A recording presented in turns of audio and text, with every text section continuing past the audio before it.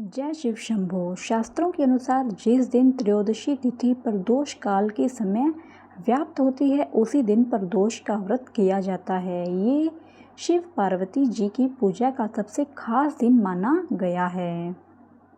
कर्ज, दरिद्रता, दुख से मुक्ति के लिए मंगलवार को पड़ने वाला भौम प्रदोष व्रत बहुत महत्वपूर्ण है। जानते हैं ज्येष्ठ महीने के भौम प्रदोष व्रत की तिथि, पूजा, मुहूर्त और महत्व।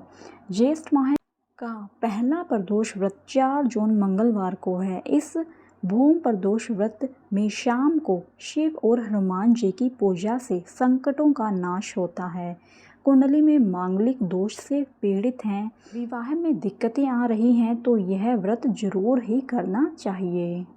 पंचांग के अनुसार ज्येष्ठ माह की कृष्ण पक्ष की त्रयोदशी तिथि 4 जून को प्रातः 12:18 पर शुरू होगी। इसकी समाप्ति 4 जून को रात 10:01 पर होगी। पूजा का मुहूर्त रात 7:16 से लेकर रात 9:18 तक रहेगा। कुल अवधि 2 घंटे 1 मिनट की रहेगी। भौम प्रदोष व्रत का महत्व।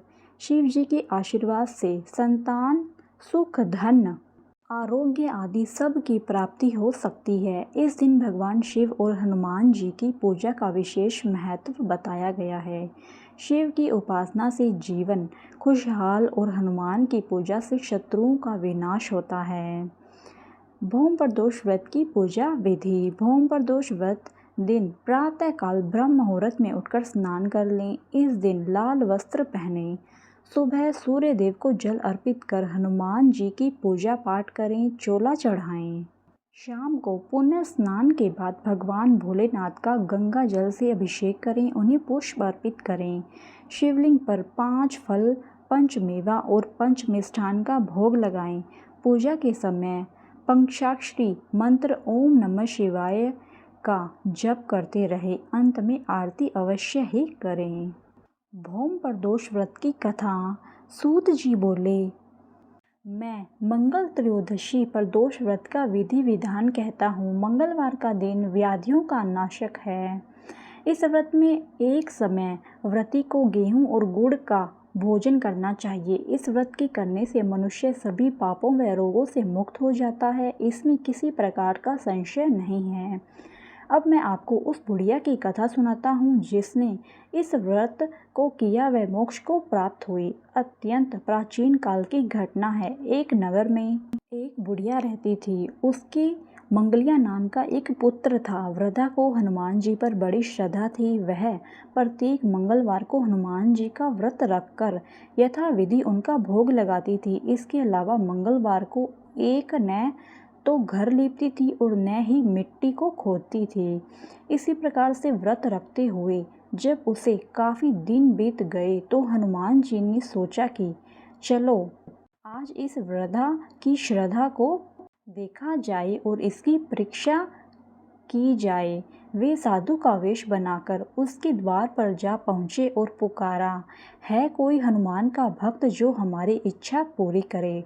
वृद्धा ने यह पुकार सुनी तो बाहर आई और बोली, महाराज क्या आज्ञा है। साधु वेशधारी हनुमान जी बोले कि मैं बहुत भूखा हूँ, भोजन करूँगा, तू थोड़ी सी जमीन लीप दे। वृद्धा बड़ी दुविधा में पड़ गई। अंत में हाथ जोड़कर प्रार्थना की कि हे महाराज, लीपने और मिट्टी खोदने के अतिरिक्त जो काम आप कहें वह मैं करने को तैयार हूँ। साधु ने 3 बार परीक्षा करने के बाद कहा, तू अपने बेटे को बुला, मैं उसे औंधा लिटाकर उसकी पीठ पर आग जलाकर भोजन बनाऊंगा। वृद्धा ने सुना तो पैरों तले की जमीन खिसक गई, मगर वह वचन हार चुकी थी। उसने मंगलिया को पुकार कर साधु महाराज के हवाले कर दिया, मगर साधु ऐसे ही मानने वाले न थे। उन्होंने वृद्धा के हाथों से ही मंगलिया को औंधा लिटाकर उसकी पीठ पर आग जलवाई। आग जलाकर दुखी मन से वृद्धा अपने घर के अंदर जा घुसी। साधु जब भोजन को बुलाकर कहा कि वह मंगलिया को पुकारे ताकि वह भी आकर भोग लगा ले, वृद्धा के आंसू भरकर कहने लगे कि अब उसका नाम लेकर मेरे हृदय को और न दुखाइए। लेकिन साधु महाराज न माने। वृद्धा को भोजन के लिए मंगलिया को पुकारने को कहा। पुकारने की ही देर थी कि मंगलिया बाहर से हंसता हुआ घर में दौड़ा आया। मंगलिया को जीता जागता देखकर वृद्धा को सुखद आश्चर्य हुआ। वह साधु महाराज के चरणों में गिर पड़ी। साधु महाराज ने उसे अपने असली रूप में दर्शन दिए। हनुमान जी को अपने आंगन में देखकर वृद्धा को लगा कि जीवन सफल हो गया। धन्यवाद मित्रों, यह वीडियो यहीं पर समाप्त होती है। जय शिव शंभू, जय बालाजी महाराज की।